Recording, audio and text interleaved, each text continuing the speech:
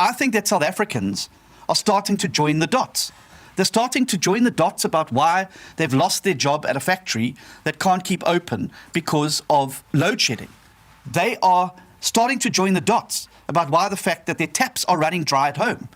They're starting to join the dots why they have an ineffective, inefficient police service that keeps them safe in their homes. They're starting to join the dots why their children are getting a substandard education where 82% of grade 4 learners can no longer read for meaning. They're starting to join the dots why the cost of living is going through the roof, and that is because the state's ability to do these things has been so fundamentally hollowed out by cadre deployment that these government departments cannot do their job. We've got an electricity generator and supplier that can neither generate nor supply electricity. We've got a state airline that can barely keep in the air. We've got state mining companies that cannot mine. We've got ports and harbours that cannot import or export goods out. And all of that can be traced back to cadre deployment. And the big dot that is going to be joined, I believe, in this election is the fact that state capture, which Judge Zondo has done an excellent job exposing, would not have been able to take place had it not been enabled by cadre deployment. The issue of cadre deployment, as practiced by the ANC, is again dominating the national discussion.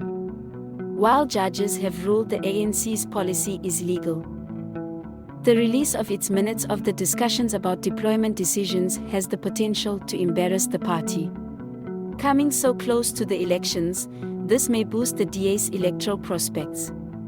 More importantly, it will force more transparency in the process of making government appointments.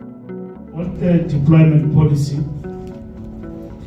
and the gaslighting of cadre policy, which we believe is gaslighting of cadre policy, a smokescreen.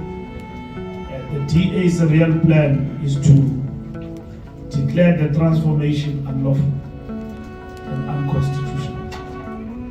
The ANC prides itself as an organization that discusses all its policies openly and embarks on robust public engagements before it adopts any policy.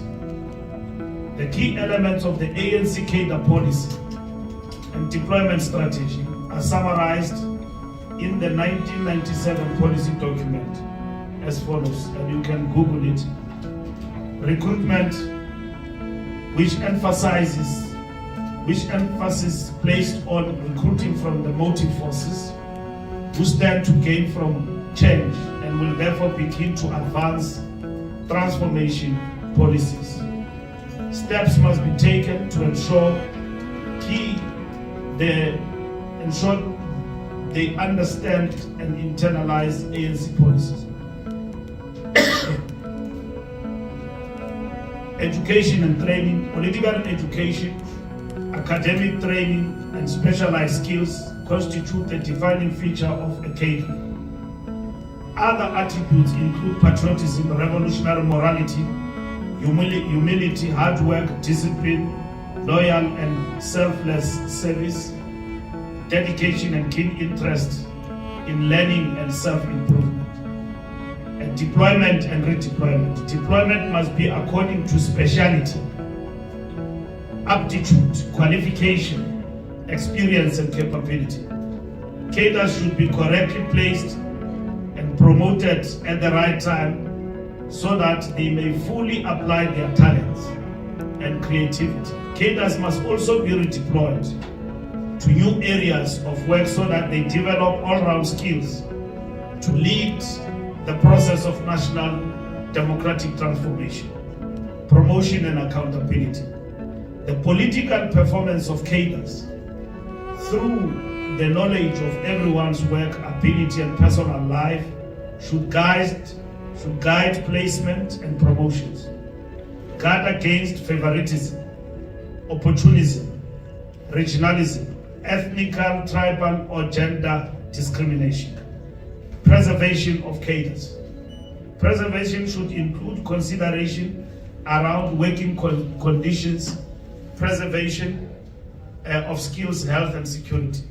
These key elements of our cadre policy and deployment have guided the the implementation of our National Democratic Transformation Agenda, also referred to as the National Democratic Revolution. The total transformation of our country into a non-racial, non-sexist, united, democratic and prosperous society.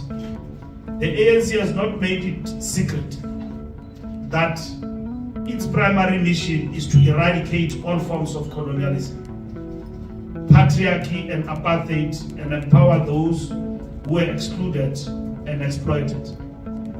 The transformative constitution of our country makes it mandatory, I quote, "heal the divisions of the past and establish a society based on democratic values, social justice and fundamental human rights," close quote. Transformation is therefore a constitutional imperative.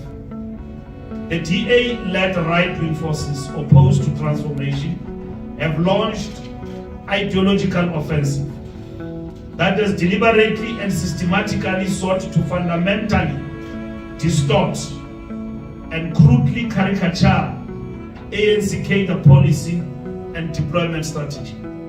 Last week, judges in the Gauteng division of the High Court in Pretoria ruled the ANC, like any other political party, is entitled to influence government decisions, including the appointment of senior staff of public administration, as long as the bright line between state and party is observed. It goes without saying that influencing government decisions is not the same as political meddling in the affairs of government. This would appear to end the DA's hopes of ever winning a ruling that cadre deployment is unconstitutional. Of course, the party says it is going to appeal. And that is why we regard cadre deployment now as the root of evil in holding us back from being able to build a professional, merit-based public service where people are selected not on the color of the membership card in their back pocket, but are selected on their ability to do the job. And every time where you take skilled people and you push them to the back of the queue, and you take people who are not qualified, who are not the right person for the job, people who've got a history of corruption, and you put them at the front of the queue, the people who suffer the most at the end of the day are the South African people. It is the reason why we're sitting with stage 4 load shedding. It is the reason why our ports and harbors do not work. It is the reason why every single parastatal that the government has touched is in deep trouble. It is the reason why government departments are unable to do even the most basic of functions. And we have a key promise and undertaking that we have made in this campaign. And that is simply this, that if you elect the DA into being part of a new majority in South Africa, we will, within 100 days of any new administration post the 29th of May, table in Parliament and pass the End Cadre Deployment Bill. Now make no mistake about it. This bill will not allow for cadre deployment from any party, no matter who is in power, whether it's the DA, whether it's the IFP, whether it's the EFF, no matter who it is, it will end cadre deployment once and for all.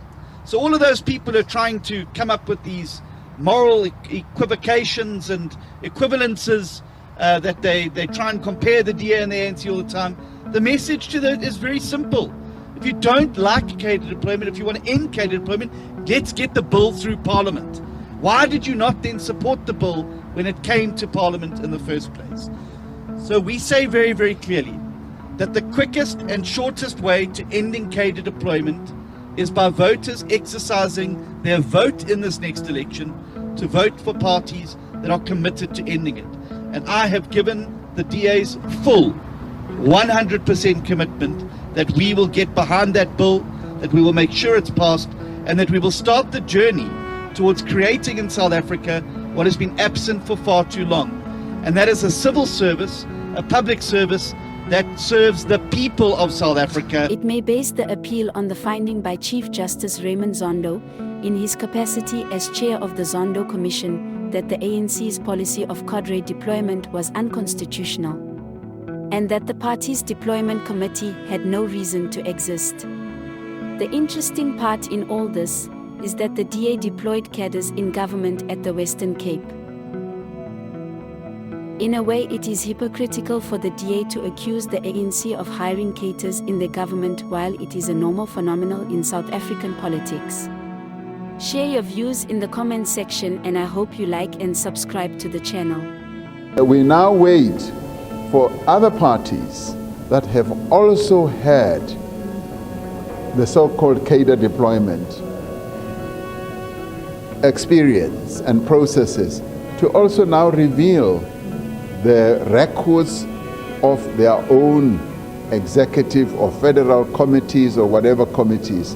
Because what we have always said is that the African National Congress deploys people on the basis of ability to do the work, and there is nothing sinister about deploying people to do work that needs to be done. Nothing sinister whatsoever. But I'm now waiting for the records of other parties. But the ones during your tenure. The interesting part in all this is that the DA deployed cadres in government at the Western Cape. In a way, it is hypocritical for the DA to accuse the ANC of hiring cadres in their government while it is a normal phenomenon in South African politics. Share your views in the comment section, and I hope you like and subscribe to the channel.